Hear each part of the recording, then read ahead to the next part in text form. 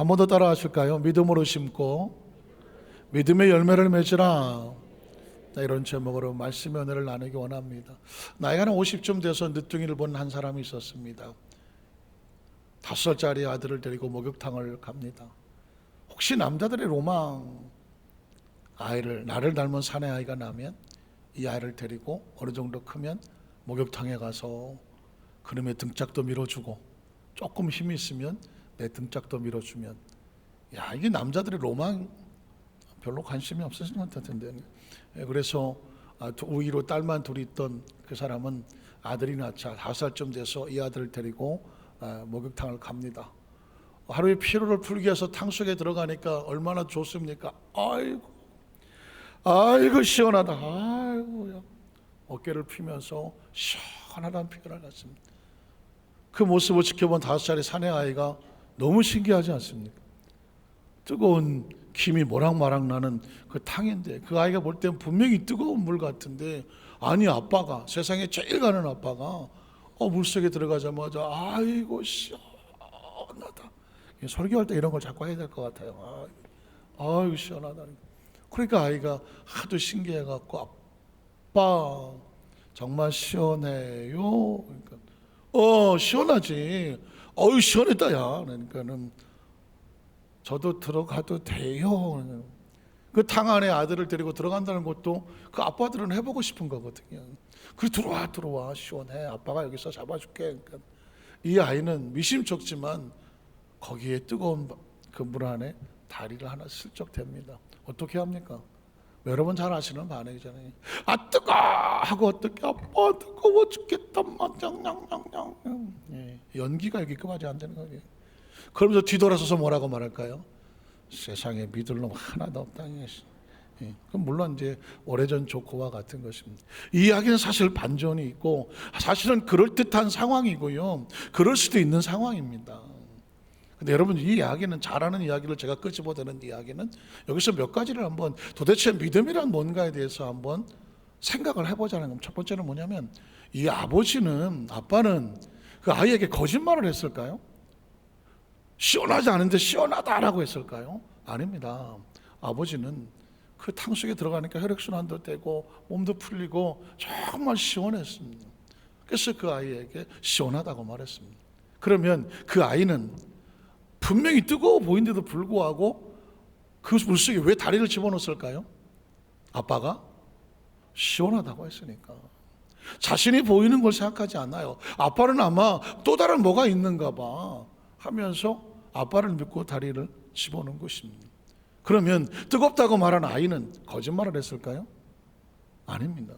아빠도 거짓말을 하지 않고 아이도 거짓말을 하지 않았습니다. 물론 당장은 세상에 믿을 놈 하나도 없다고 투덜거렸을지 모르지만, 이제 세월이 지나서 이 아이가 큽니다.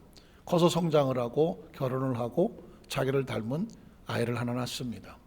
그리고 세월이 지난 다음에 무심코 그 아이를 데리고 목욕탕을 갑니다.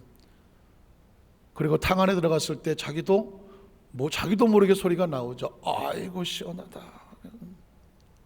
여전히 똑같은 상황이 벌어질 겁니다. 꼬마는 말할 겁니다. 아빠 정말 시원해요. 시원하지.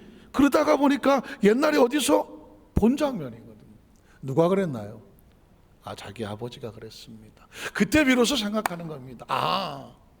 아버지는 거짓말을 한 것이 아니었었어요. 비로소 아버지의 심정을 알게 되는 거예요. 이래서 시원하다고 말했구나. 내가 그때 어린아이처럼 그렇게 철없이 세상에 믿을 놈 하나도 없다고 나 혼자 쫑얼거린 거구나. 사실 어떤 상황을 믿음으로 받아들이기까지는 시간이 걸리기도 하고요, 여건이 걸리기도 하고요, 생각이 자라나야 될 상황도 있습니다. 지금 당장 뜨겁고 내 생각과 내 마음이 맞지 않는다고 해서 믿을 놈 없다라고 돌아서는 것이 아니라는 상황입니다.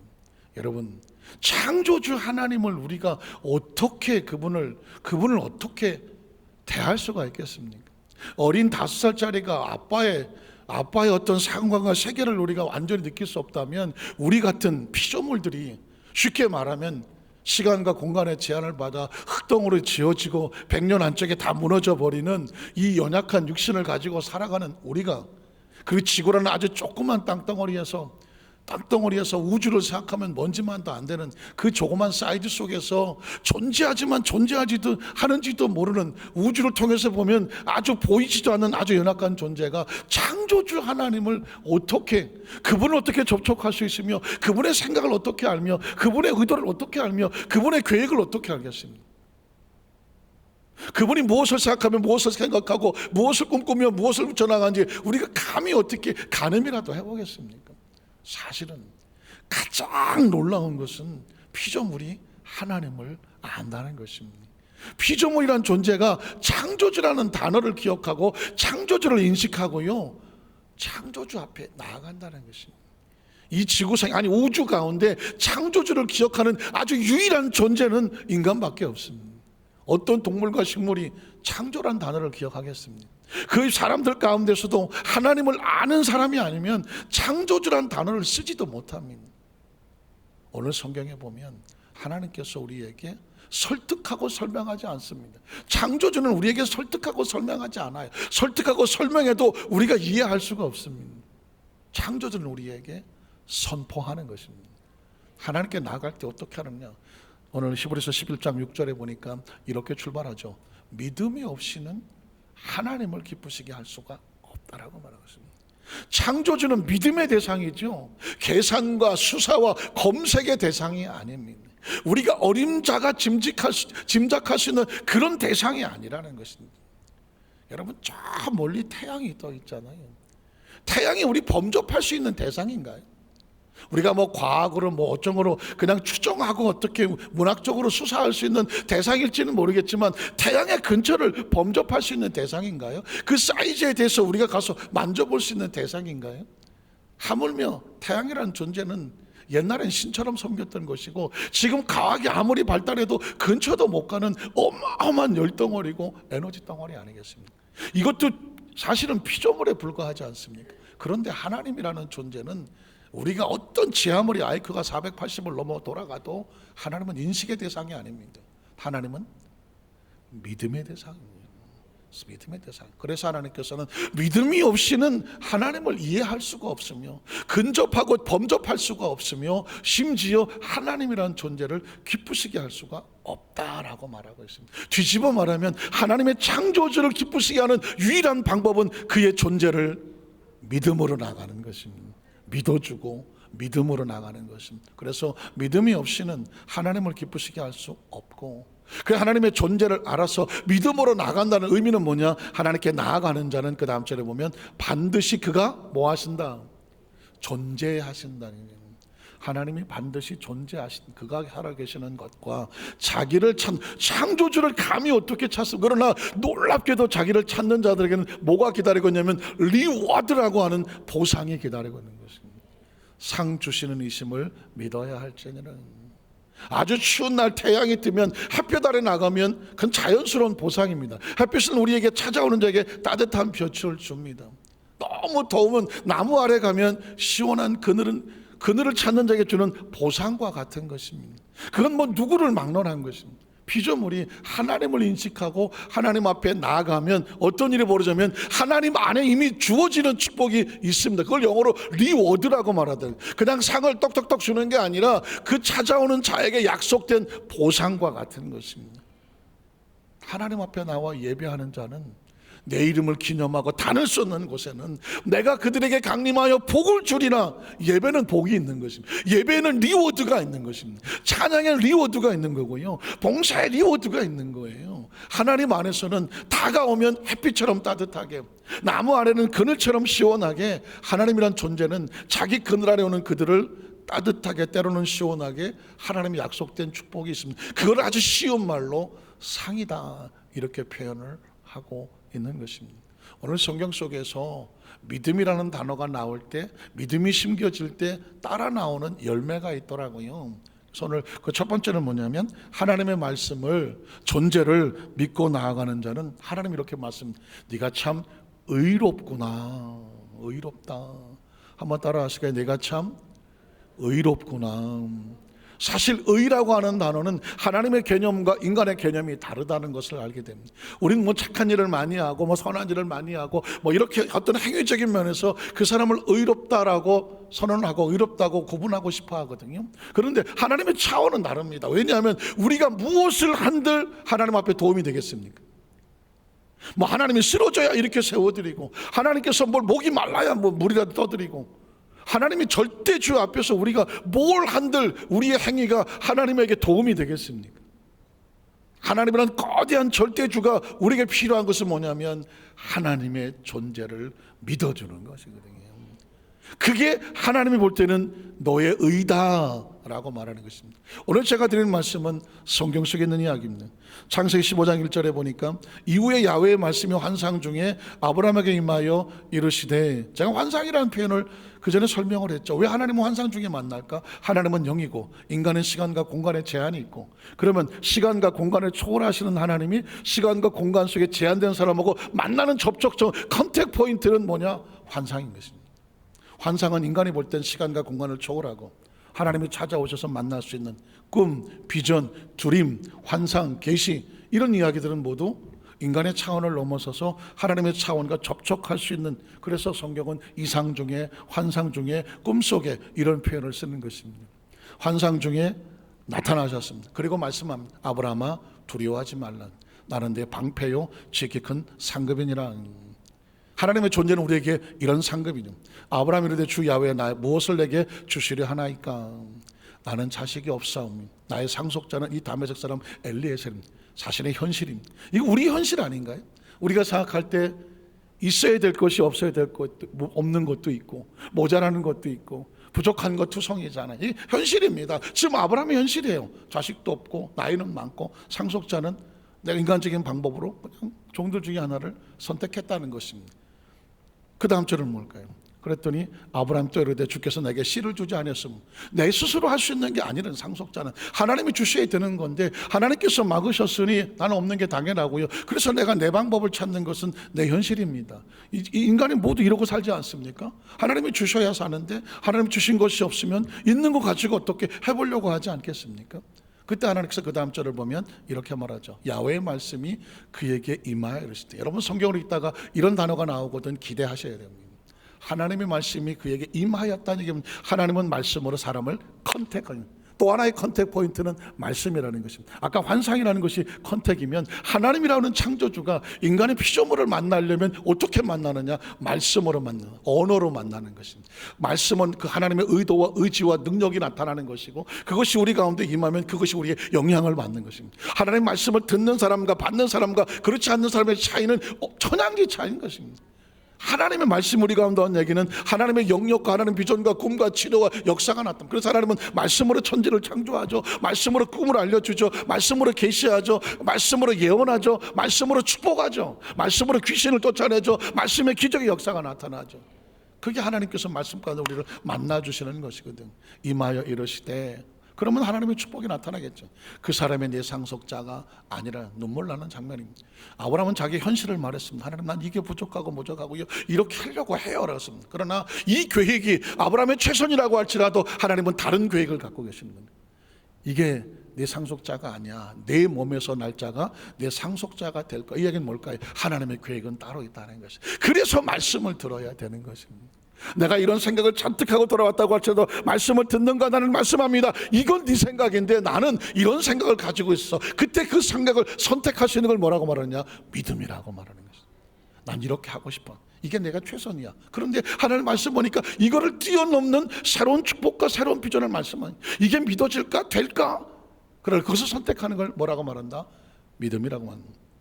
내 상속자가 저리라 하시고, 그 다음 절 보니까 그를 이끌고 밖으로 나가서 이르시되 하늘을 우러러 뭇별을 셀 수 있나 보라. 또 그에게 이르시되 내 자손이 이와 같으리란. 하늘을 바라보고 미래의 자손을 상상하는 것을, 이걸 뭐라고 말합니까? 이걸 상상이라고 말하고 꿈이라고 말하고 비전이라고 말합니다. 비전이라 뭐냐? 보는다는 것이거든요. 텔레비전이 뭘까요? 멀리 보는 게 텔레비전입니다. 텔레비전.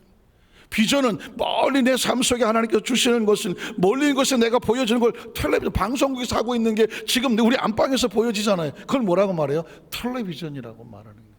하나님 말씀하는 건 우리에게 먼 미래지만 하나님께서 이와 같으리라고 하늘에 텔레비를 설치해 놓고 하늘에 텔레비를 보여주는 것입니다. 너의 미래가 이와 같으리라.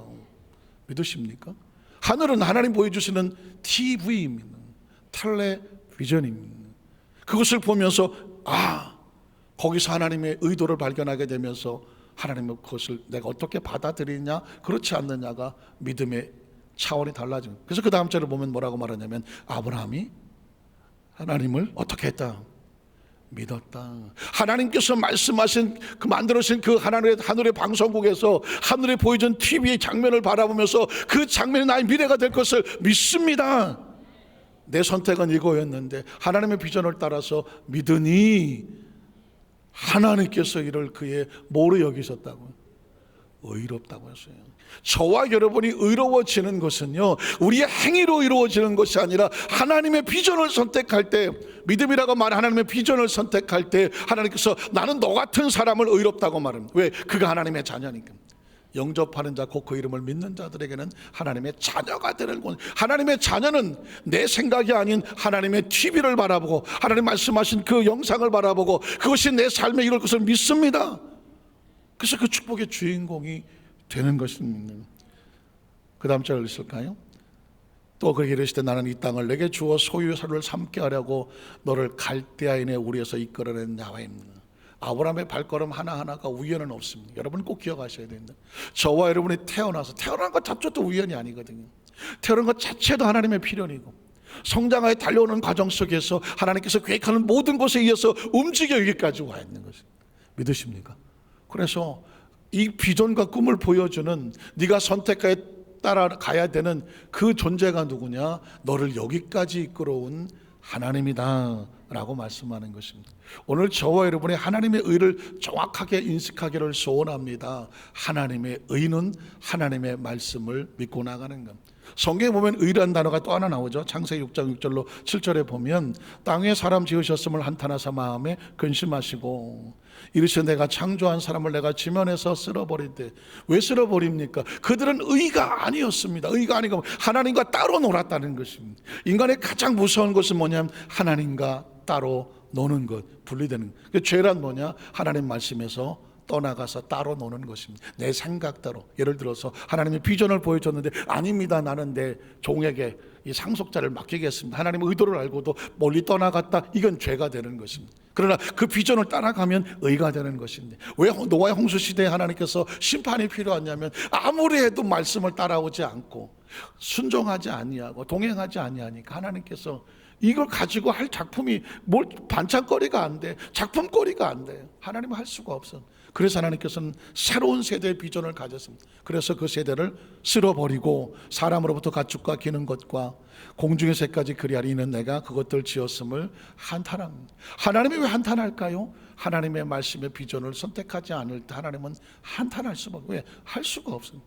믿음이 없지, 따라오지도 않지, 계신 것도 모르지. 그러니 하나님은 뭘 하겠습니까? 그런데 그 다음 절에 보면 이런 단어가 나옵니다. 그러나 노아는 야훼께 은혜를 입었더라. 은혜의 대상이 내용이 뭘까요? 그 다음 절을 보면 이것이 노아의 족본이라 노아는 의인이요라는 단어가 갑자기 뜬금없이 튀어나온 단어가 나오죠. 의인이요. 뭘 어떻게 했길래 의인입니까? 의인이요. 그 앞에 사람들은 하나님의 마음에 근심 대상이 돼서 모두 쓸어버려야 되는 대상인데 그러나 한 사람은 하나님 앞에서 의인이다. 그 의인의 내용이 뭘까요? 당대의 완전한 자다. 무엇이 완전합니까? 그가 하나님과 동행하였으며. 하나님은 어떤 사람을 의인이라? 어떤 사람을 완전한 자라? 하나님과 뭐하는 사람? 어떻게 하나님과 동행합니까? 하늘에 올라가서 하나님과 붙잡고 다녀야 됩니까? 하나님은 말씀으로 우리 가운데 임재하시고 그 말씀에 같이 그 말씀을 따라 움직여주며 같은 길을 가는 사람을 뭐라고 말해요? 동행하는 사람. 동행하였으며 그 다음 절을 보면 새 아들 낳았으니 셈과 햄과 아벳이라. 노아는 그래서 하나님께서 방주를 만들어서 새로운 세대를 출발하는 아담과 하와 이후에 새로운 세대의 출현에 어떻게 보면 새로운 조상으로 출발하는 것입니다. 여러분 신앙생활하면서 가장 중요한 게 뭘까? 저는 아주 평생 신앙생활을 해왔으니까 평생을 성경 속에 살아왔으며 그리고 저도 목회한 지 33년 정도 되고 공부를 한 것도 10여 년이 되니까 그러면서 제 머릿속에 우리 성도들에게 어떻게든지 단순화시키며 가장 이미지화시키면서 언제든지 말씀 속에서 하나님의 어떤 의도와 동행할 수 있도록 최대한으로 이것을 여러분의 가슴속에 새겨두는 저의 미션이기도 하는데요, 혼자 고민을 해봤습니다. 어떤 것이 하나님 안에서 가장 먼저 베이스멘트가 되고 가장 중요한 걸까? 그게 뭐냐면 하나님이란 존재를 정확하게 인식하는 것입니다. 제가 한번 말씀에 예화를 드렸지만 수년 전에 영국에 인간의 생명의 기원을 연구하는 아주 오래되면서 아주 공신력 있는 연구소에서 놀라운 사실을 하나 발견을 했다고 해서 전 세계의 기자들과 방송국을 다 초청을 해서 기자회견을 한 적이 있었습니다. 그 기사가 신문에 났더라고요. 그래서 저는 그런 방문에 상당히 관심이 있기 때문에 볼 수밖에 없었죠. 그랬더니 거기에 뭐라고 돼 있냐면 수많은 기자들 앞에서 그 연구소에 대변인 같은 사람이 나와서 발표를 합니다. 인간의 생명은 우리가 연구해 본 결과 저 외계에서부터 단세포 하나가 떠다니다가 정말 우연히 지구라는 별에 와서 어디에 정착을 하고 그게 세포 분열을 하고 진화를 해서 인간이 됐습니다 라고 발표를 한 것입니다. 그게 현재까지 있는 최고의 과학과 지성을 가지고 학문을 연구한다는 발표 결과였습니다. 그때 재미있는 사실은 누구라도 그런 질문을 했겠지만 기자 하나가 그러면 그 외계에서 왔다는 그 단세포는 누가 만들었습니까? 라고 물었더니 확실히 공부한 사람들은 달라요. 아직 거기까지는 연구를 못했습니까? 그리고 끝났습니다. 당연한 사실이면서도 허망하게 짝이 없는 것이죠. 인간의 기원에 대해서 얘기하라고 했더니 인간의 기원이란 저 우주를 떠돌던 단세포 하나가 어떻게 돌아다니다가 지구라는 별에 와서 정착을 해서 그게 세포 분열을 해서 진화를 해서 여기가 돼, 그게 우리라고 말하는 것입니다. 근데 제가 나중에 의도를 알았습니다. 지금 이 생명의 기원에 관한 두 가지 학파가 있더라고요. 하나 학파냐 외계 유입설, 이게 외계 유입설인 거예요. 하나는 뭐냐면 지구 자생설이 있더라고요. 어쩐지 얼마 지나 신문에 또 기사가 나는데 뭐라고 말했냐면 지구 자생설이 옳다라고 나옵니다. 이유가 뭐니까는 지구 땅 속으로 들어가서 어느 정도 지하에 들어가면 CH4라고 하는 메탄가스가 거기서 나와야 자생설이 증명이 되는데 이때까지 발견 안 됐다. 그러나 이제 발견이 됐다. 그래서 이제 생명은 외계에서 온 것이 아니라 지구 자생설입니다. 그러면 또 가서 물어야죠. 그러면 그 자생했다는 세포는 누가 만들었습니까? 아마 대답 똑같이 할 겁니다. 우리는 거기까지 아직 연구하지 못했습니다. 여러분, 인간의 존재에 대해서 유입설이냐 땅의 자성살이냐 이게 중요한 게 아니라는 거죠. 물론 외계에서 왔을지 땅에서 났을지는 모르겠으나 그 존재 자체는 누가 만들었냐고 물으면 아무도 대답을 못하는 거예요. 왜냐하면 존재는 창조주가 아니면 존재케 하지 못하는 것입니다. 아주 쉬운 얘기로 알이냐 닭이냐 계란이냐 닭이냐 하지 않습니까? 계란이다, 닭이다, 닭이다 손드신, 물론 근거가 있으시니까 그러겠지만 계란이냐 닭이다 왜 대답이 안 됩니까? 계란은 어디서 나옵니까? 아래서 닭에서 나오고 닭에서 뭐가 나옵니까? 또 계란이라니까 갑자기 계란 프라이 생각이 나는 알과 닭하고 왔다 갔다 하는 거잖아요. 이건 해결할 수 있는 방법이 없습니다. 창조 외에는 안 돼요. 닭이 창조가 돼야 거기서 알이 나오고 알이 부화해서 또 닭이 나오고 인간도 마찬가지입니다. 우리의 조상은 누굽니까? 아담과 하와는 어디서 나왔습니까? 하나님이란 존재가 아니면 인간의 생명은 말이 안 되는 것입니다. 그래서 가장 중요한 건 뭐냐? 인식은 뭐냐? 하나님이라는 존재의 창조주인 것입니다. 그가 살아계신 것과 존재와 그를 자기를 찾는 하나님께 나아가면 거기에 무궁무진한 하나님의 비전과 꿈이 찾는 자에게 상 주심을 믿어야 할지니라. 그걸 우리에게 하나님 표현을 뭐라면 네가 의롭구나. 하나님 안에서 의로운 자, 예수님을 구주로 믿으시면 아멘 하시길 바랍니다. 이 사람들에게 주시는 축복이 뭐냐면 의인이 되는 것입니다. 두 번째는 뭐냐면 하나님 약속의 말씀을 믿고 순종하는 자에게 믿음의 또 다른 표현이 뭐냐면 네가 나를 경외하는구나 라는 표현을 씁니다. 한번 따라 하실까요? 네가 나를 경외하는구나.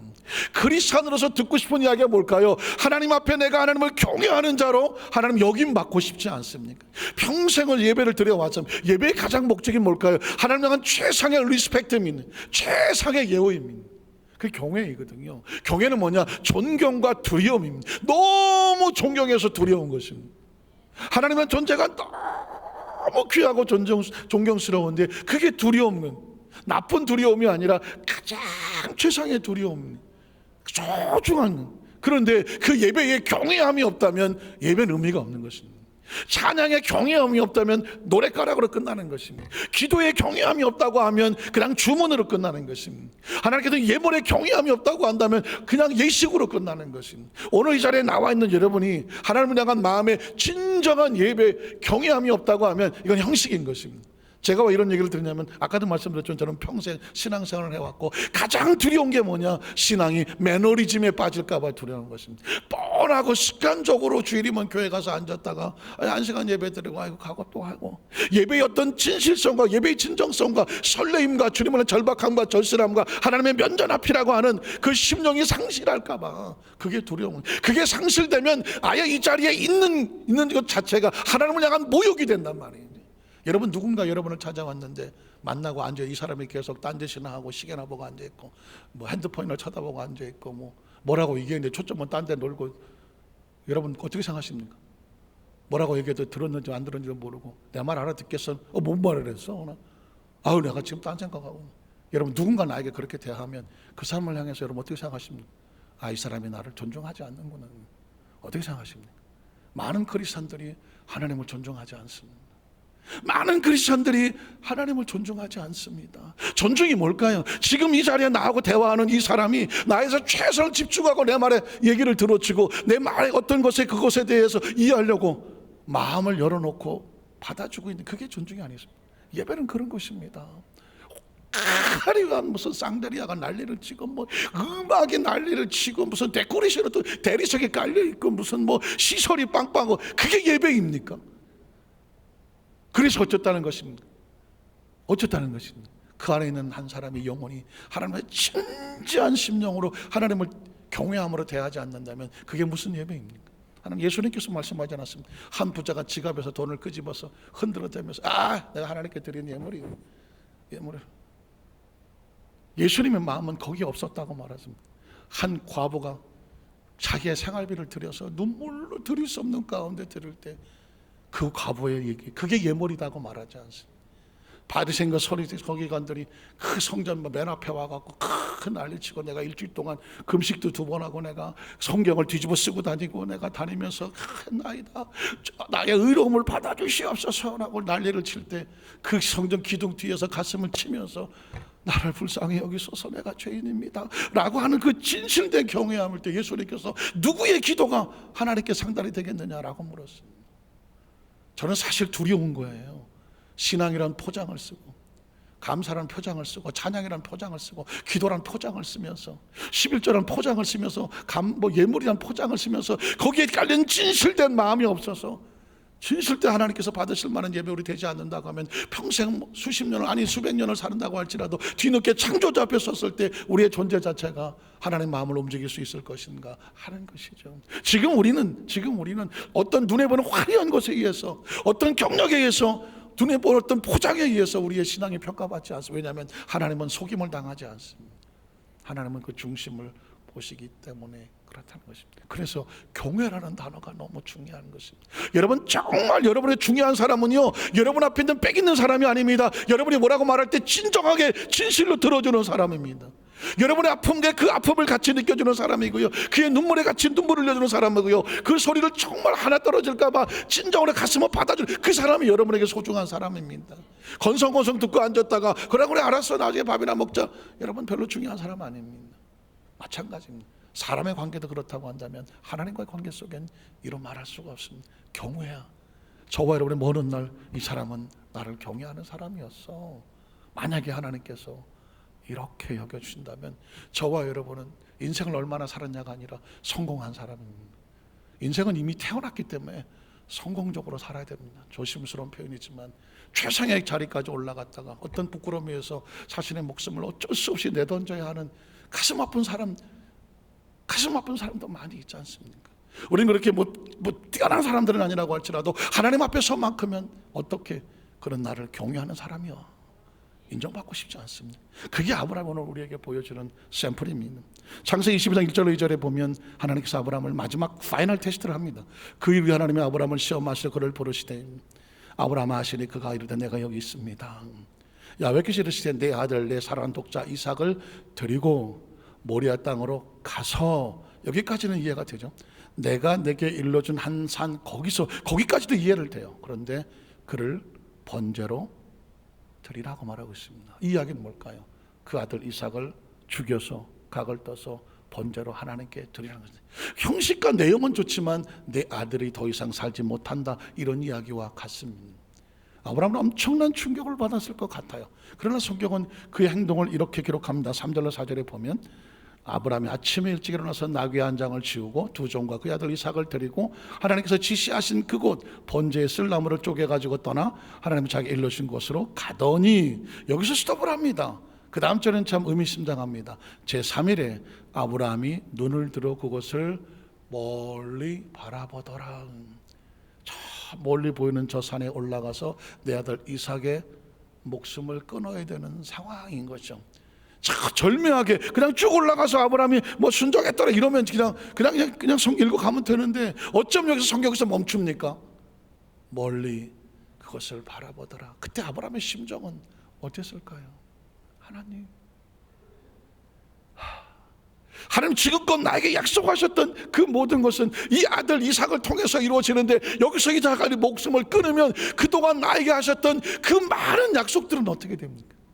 하나님께서 아브라함에게 많은 약속을 하셨거든요. 근데 그 모든 약속은요, 이삭을 통해서만 이루어질 수 있는 거예요. 근데 그 이삭의 목숨이 끊어지면 하나님의 약속은 다 물거품이 되는 거거든요. 도대체 하나님 무슨 생각으로 나에게 이 아들을 요구하실까? 이해가 되지 않는 것입니다. 때로 하나님께서 주시는 말씀은 이해가 안 되잖아요. 제가 말씀드렸습니다. 하나님이라고 하는 존재는 이해의 대상이 아니라 믿음과 신뢰의 대상입니다. 신뢰의 대상입니다. 그러니까 오늘 성경 속에서 우리에게 엄청난 도전을 주고, 사실상 저와 여기까지 달려올 때 뭐 이해가 돼서 살아왔습니다. 아까 제가 얘기했죠. 처음에 태어날 때 운명이, 태어나는 존재도 우리는 모르고 태어났습니다. 어디서 태어날지도 모르고 누구 집에 태어날지도 모르고 어떻게 살아올지 우리에겐 없었습니다. 살아오다 보니 여기까지 와서 보니까 살아온 겁니다. 지금도 우리가 뭐 정확하게 계획하고 디자인해서 설계해서 내가 여기 나이 이내 되면 여기 있어야지 하고 살아있는 사람 한 사람도 있습니까? 전 그분을 한번 소개시키고 싶습니다. 없습니다. 인생을 조금만 생각해 보자고요. 우리의 운명 자체는 하나님의 계획 속에서 하나님이 만들어 가시는 것, 하나님을 보시고 가는 거거든요. 그래서 우리 인생은 이해로 살아가는 것이 아니라 믿음으로 살아가는 거예요. 우리의 믿음이 다 이해가 돼서 이해가 되니까 살고 이해 안 되니까 여기서 죽자, 이렇게 되는 사람이 있습니까? 사실은 우리의 미래는 아무도 모릅니다. 한 치 앞도 모른단 말입니다. 그런데 그것을 바라볼 수 있는 기회는 주셨습니다. 그곳에 무엇이 어떤 일이 벌어질 것인가. 왜냐하면 아브라함은 하나님으로부터 어마어마한 약속을 받았습니다. 창세기 12장에 보면은 내 본토 친척 아버지 집을 떠나가면 내가 너를 축복하고 너와 네 자손에게 복이 있게 하겠다. 그래서 그 말씀을 따라가기도 했습니다. 아까 창세기 15장에 보니까 하늘의 별 같고 땅의 모래 같이 내 자손이 같이 많을 것이다. 아브라함이 믿었더니 하나님께서 너가 그걸 뭐라고 합니까? 의로 여기시기도 하셨습니다. 계속해서 17장 18장에 가면 하나님께서 아브라함에게 거대한 꿈을 계속 부르고 실제로 이삭도 주셨습니다. 이놈을 통해서 이루어지겠구나. 그런데 하나님께서 그걸 내놓으라고 말하는 것이 엄청난 도전이죠. 이야기는 뭐냐면 내 모든 비전과 꿈이 현실에서 사라질 것 같은 그 마지막 순간에서도 하나님은 또 다른 세계를 기다리고 있습니다. 기억하십니까? 오늘 도전의 내용은 이겁니다. 하나님께서 이쪽 문을 닫아서 난 끝났나 싶을 때 또 하나의 문이 열리는 것이, 이삭이 여기서 죽으면 안 되는데 얘가 죽으면 어떤 일이 벌어질까, 나도 끝나는가 싶을 때에 그 넘어서는 새로운 세계가 열리고 있다는 것이, 믿으십니까? 이 벽을 넘어가고 끝까지 믿어줄 수 있느냐, 그게 하나님을 경외하는지에 대한 하나님의 테스트였었습니다. 창세기 22장 5절로 10절을 보겠습니다. 22장 쭉 넘어가겠습니다. 제가 중간에 시간 관계상 성경 구절을 딱 제외하고 그냥 바로 말씀을 넘어갑니다. 이 아브라함이 종들에게 이르되 너는 나귀와 함께 여기서 기다리라. 내가 아이와 함께 저기 가서 예배하고 우리가 너에게로 돌아오리라 하고, 아브라함이 이에 번제나무를 가져다 그의 아들 이삭에게 지우고 자기는 불과 칼을 손에 들고 두 사람이 동행을 하더니 이삭이 그의 아버지 아브라함에게 말하 이르되 내 아버지여 하니 그가 이르되 내 아들아 내가 여기 있노라. 이삭이 이르되 불과 남은 있거니와 번제할 어린 양은 어디 있나이까. 아시는 내용입니다. 그때 아브라함이 고백하죠. 내 아들아 번제할 어린 양은 하나님이 자기를 위하여 친히 준비하시리라. 이게 아브라함이 저 먼 산을 보면서 고민하며 눈물을 흘리면서 마음에 하나님 앞에서 간절히 몸부림치다가 본 비전입니다. 하나님은 분명히 약속을 지키시는 분입니다. 이삭을 죽이면 약속이 날아가는데 하나님 약속을 깨지 않으시는 분이냐, 약속을 지키시는 분인가? 그럼 이삭을 죽일 리가 없지 않느냐? 그럼 무엇으로 번제를 드리겠는가? 거기는 하나님이 준비한 양이 있을 것이다. 이게 믿음으로 하나님을 신뢰하는 사람들의 가지고 볼 수 있는 비전이죠. 그래서 아브라함은 선택 그렇게 말하는 것입니다. 사실상 하나님께서 그 위에 번제할 어린 양이 있을 거라고 말씀하셨나요, 안 했나요? 안 하셨죠. 근데 아브라함은 왜 이런 소리를 하나요? 그건 믿음으로 바라보는 것입니다. 믿음으로 바라보는 것. 자, 그래서 두 사람이 함께 나아갔습니다. 그 다음 절에 보면 하나님께 일러주신 곳에 이른지라 이 아브라함이 곳에 제단을 쌓고 나무를 버려놓고 그의 아들 이삭을 결박하여 제단 나무 위에 놓고 손을 내밀어 칼을 잡고 그 아들을 잡으려고 했었습니다. 여기까지가 최선을 다하여 순종한 것입니다. 그리고 나서부터 이제는 하나님의 영역입니다. 그 다음 절을 보면 이렇게 말하죠. 야훼의 사자가 하늘에서부터 그를 불러 이르시되 아브라함 아브라함 하시는지라. 급하죠. 급한 소리입니다. 아브라함이 이르되 내가 여기 있나이다 하매 사자가 이르시되 그 아이에게서 내 손을 대지 말라. 그에게 아무 일도 하지 말라. 이게 하나님의 의도였습니다.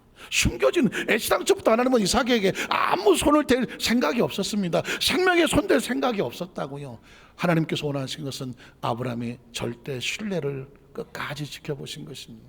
그 다음 절은 그래서 내가 내 아들 내 독자까지도 내게 아끼지 아니하였으니 내가 이제야, 성경에서 보니 이제야 하는 것입니다. 아브라함의 세계를 오랫동안 준비하며 기다리며 하나님께서 숨을 죽이시며 기다렸던 시간, 이제야 내가 나를 경외하는구나. 경외는 어떻게 받는 것이냐? 예식이 아니다, 어떤 형식이 아니다, 어떤 데코레이션이 아니다, 모양과 포장도 아니다. 내 마음의 중심이 절실하게 하나님 앞에 증명되어질 때 그게 바로 경외함이다. 그 경외하면은 뭐가 따르는지 아십니까? 하나님은 경외함 인정을 왜 받아야 될까요? 이 경외함이 인정이 되면 그 다음 절에 이런 일이 벌어집니다. 아브라함이 눈을 들어 살펴보죠. 한 수양이 뒤에 있는데 뿌리 수풀에 걸려 있는지라. 아브라함이 가서 그 순양을 가져다가 아들을 대신하여 번제로 드렸다. 누구 말대로 됐나요? 아브라함의 말대로 됐죠. 그래서 그 땅의 이름을 뭐라고 부릅니까? 야훼 이래. 우리가 수도 없이 하고 있네. 야훼 이래는 그냥 이루어지지 않습니다. 하나님의 눈물이 있고요, 하나님의 마음이 있고 비전이 있고 그 하나님께서 계획하는 숨겨진 계획이 그게 다 포함이 되면서 준비가 된. 그래서 성경은 제가 하나님께서 말씀을 읽다가 보면 하나님의 마음이 그냥 절절절 흘러넘쳐요. 제가 강단에 설교를 할 때 전 여러분에게 논리를 무슨데 어떤 것을 발표하지 않습니다. 어떤 무슨 어디서 주소 들어갖고 여러분에게 전하지도 않습니다. 성경 속에 하나님의 마음과 눈물이 그것이 그냥 절절 흐르고 그걸 포다가 여러분의 마음에게 던지는, 여러분을 향한 하나님의 마음이 이렇다고, 하나님의 눈물이 이렇다고, 하나님의 계획이 이렇다고, 하나님의 비전이 이렇다고. 당장 아브라함과 힘들거리는 고백이라도 하나님을 경외하는 고백이 되어지면 하나님께서 이미 준비하고 계시더라고. 그리고 그 경외함에 따르는 축복은 그 다음 절부터 이렇게 열리기 시작하는 것입니다. 15절 이하에 보니까 야훼의 사자가 하늘에서부터 두 번째 아브라함을 불러, 두 번째입니다. 첫 번째는 시험이고 두 번째는 축복입니다. 이르시되 야훼께서 이르시기를 내가 나를 가리켜 맹세하노니 내가 이같이 행하여 내 아들 내 독자도 아끼지 아니하였은즉 내가 내게 큰 복을 주고. 경외함이 인정이 되니까 그때부터는 하나님께서 뭘 맡겨도 될 만한 사람입니다. 뭘 맡겨도, 어쩌면 이건 당연한지도 모르겠어요. 여러분이 큰 사업을 하는데 누군가 같이 동업을 하거나 어떤 큰 경영권을 맡기고 싶은데 겉보고 맡깁니까? 그 사람 학력 보고 맡깁니까? 그 사람 무슨 외모 보고 맡깁니까? 아니잖아요. 뭐가 제일 중요한 거예요? 그 사람을 뭐 할 수 있어야 되나요? 믿을 수 있어야 되는 거죠. 믿을 수 있어야 돼요. 여러분도 마찬가지입니다. 믿을 수 있는 사람에게 맡기세요. 절대로 말에 현혹되지 말고, 외모에 현혹되지 말고, 무슨 백그라운드에 현혹되지 말고요. 정말 중요한 것은 그 사람을 믿을 수 있을 때 맡겨야 되는 거죠. 하나님은 지금 그 어마어마한 일을 믿을 수 있는 사람 한 사람을 찾아서 아브라함에게 맡기는, 이제 내가 너에게 큰 복을 주고 내 씨가 크게 번성하여 하늘의 별과 같고 바닷가의 모래와 같게 하리니 내 씨가 그 대적의 성문을 차지할 것이다. 내 씨로 말미암아 천하 만민이 복을 받으리니 내가 나의 말을 준행하였음이니라 하셨다 하니라. 우리는 성경 속에서 하나님부터 뭔가 자꾸 받고 싶어만 했어. 근데 입장 바꿔보자고. 하나님은 누구에게 주셔야 되겠어요? 믿을 수 있는 사람에게 줘야지. 주여 나에게 능력을 주시옵소서. 그래 어쩌려고? 능력 받아갖고 뭐 어디 나는 보혜사다, 나는 뭐 신천지다 이러고 돌아다니려고? 그런 사람들 많았어요. 능력을 받고 잘 되는데 나가다 중간에 딴 길로 흩어지는 사람으로 장로님 아까 기도하셨지만 딱 처음에 출발은 같으나 끝이 다른 사람을 이단이라고 말하는 거거든요. 그 이단들은 영혼을 파괴하는 것이거든요. 주여 나에게 기적을, 주여 나에게 어떤 뭐 치료를 축복을 주십시오, 나에게 물질을 축복하십시오 때 그건 뭐냐? 감당할 수 있는 믿을 수 있는 사람에게 주는 거죠. 그러려면 뒤집어 말하면 내가 믿을 수 있는 하나님 앞에 하나님 믿으실 만한 사람이 되게 하여 주시옵소서. 그 경외함이 아니겠습니까? 1999년도 8월 30일은 제 생애 속에서 잊지 못할 날인데, 제가 여의도 순복음 원당교회 담임 목사를 하고 하다가 하나님께서 여의도 거기서 이제 선교사 파송을 하게 하셔서 미국의 베데스다 순복음교회 파송을 간 날인데, 사실은 한 600~700명밖에 안 되고 무너지던 교회를 5년 동안 3,000명이 넘는 교회가 됐거든요. 찌그러진 전세에서 4층짜리 건물을 사고요, 500평짜리 땅도 바로 사놓고 일산에 화정의 제일 중심지에 살았거든요. 엄청난 하나님의 축복 역사가 있었습니다. 그런데 그걸 다 내려놓고 미국 선교사를 가야 되는, 한 번도 가보지도 못한 미국. 그때 제 심정이 어땠을 것 같아요? 정확했다니까 21년 전이더라고요. 21년 전. 그 안엔 말도 못했으면 21년이 이젠 뭐 말해도 될 것 같아요. 어떻게 떠났을 것 같아요? 초죽음입니다. 초죽음이었어요. 떠날 수가 없었어요. 한 달 동안 성도들만 전화가 빗발치라고, 목사님 가시면 안 된다, 차라리 여기서 교회를 개척을 하세요. 그 하루에도 수십 그 전화를 다 끊어고 한 달 동안 준비하는, 어떤 장로들은 막 찾아와서 뭐, 그때 제가 어떻게 해야 될지 모르겠습니다. 그때 제 나이가 40대밖에 안 됐을 거예요. 무조건 하나님, 제가 미국에 그 선교지를 한번 가고 결정하죠. 그래서 미국에 선교지를 먼저 갔어요. 혼자 갔다 베데스다 순복음교회를 갔었어요. 근데 거기서 제발 누가 하나가, 아이 목사님은 한국에 계시지 뭐 여기까지 와서 이러세요, 한국에 가세요, 누가 하나만 제발 그 소리 해줬으면 딱 좋았을 텐데. 한 140~150명 되는 성도들이 눈에 눈물이 철렁철렁해요. 목사님 저희 좀 살려주세요, 저희 좀 살려주세요. 그 눈물을 안 봤어야 되는 건데 하나님께서 눈물을 보게 하는, 가장 힘들고 어려운 게 미국 선교거든요. 다른 사람들은 생각하기를 뭐 아프리카, 뭐 동남아시아가 어려울 것 같죠. 거기는 원주민 선교는요, 선교제 다 돕는 단체가 많아요. 미국은 전 세계에서 가장 잘 사는 것 같지만 가장 핍박과 어려움이 많은 것이 미국 선교. 그래서 미국의 선교사들은 미국 선교사를 해보지 않고는 선교사 했다고 어디 가서 입도 뻥고 하지 말라라고 하는 땅끝 같은 곳이 바로 미국입니다. 그곳에서 영적으로 메마른 그곳에서 살아나가려고 몸부림치는 그 영혼들이 눈물을 흘리더라고요. 그래서 하나님께서 이건 정확한 명령이구나. 그 뒤돌아보지 않고 명령이니까 딱 잡고 아이와 집사람을 데리고 LA라는 비행기를 타고, 그로부터 60개월 동안 그곳에 목숨을 걸고 잃어버린 영혼들을 찾기 위해서 최선을. 그 세월이 지난 다음에 그 미국 생활, 선교사 생활이 저의 뼈대를 만들었더라고요.